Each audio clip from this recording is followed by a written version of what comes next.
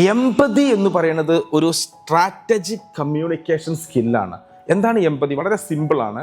നമ്മുടെ ക്ലയൻറ്റിൻ്റെ അതല്ലെങ്കിൽ നമ്മുടെ ടീം മെമ്പറുടെ, നമ്മുടെ കൊളീഗ്സിൻ്റെ ഫീലിങ്സിനെ മനസ്സിലാക്കിക്കൊണ്ട് അവരുടെ പെർസ്പെക്റ്റീവിലൂടെ കാര്യങ്ങളെ മനസ്സിലാക്കി സംസാരിക്കുന്നതിനാണ് നമ്മൾ എമ്പതി കമ്മ്യൂണിക്കേഷൻ എന്ന് പറയുന്നത്. നമ്മുടെ ഒരു ബിസിനസ്സിലേക്കൊക്കെ നോക്കുമ്പോൾ ഏറ്റവും പ്രാധാന്യം കൊടുക്കേണ്ടത് എമ്പതിക്കാണ്. കാരണം എന്താണെന്നറിയോ, business is not only about just product or service. ഒരു പ്രൊഡക്റ്റും സർവീസും കൊടുക്കുന്നത് മാത്രമല്ലല്ലോ ബിസിനസ് എന്ന് പറയുന്നത്. ആക്ച്വലി ബിസിനസ് എന്ന് പറയുന്നത് ആ പീപ്പിൾ മാനേജ്മെൻ്റ് ആണ് യഥാർത്ഥത്തിൽ എന്ത് ചെയ്യണത് ബിസിനസ്. ഫോർ എക്സാമ്പിൾ, എൻ്റെ കയ്യിൽ നല്ല പ്രോഡക്റ്റ് ഉണ്ട്, എനിക്ക് നല്ല രീതിയിൽ അത് നമ്മുടെ ക്ലയൻറ്റിനെ മനസ്സിലാക്കി വിൽക്കാൻ കഴിയുന്നില്ലെങ്കിൽ ആ പ്രൊഡക്റ്റ് കൊണ്ട് കാര്യമില്ല.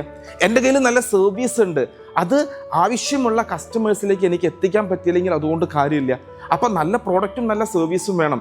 അതിനേക്കാൾ ഇമ്പോർട്ടൻ്റ് ആണ് നമ്മുടെ പീപ്പിൾ മാനേജ്മെൻറ്റ് എന്ന് പറയുന്നത്.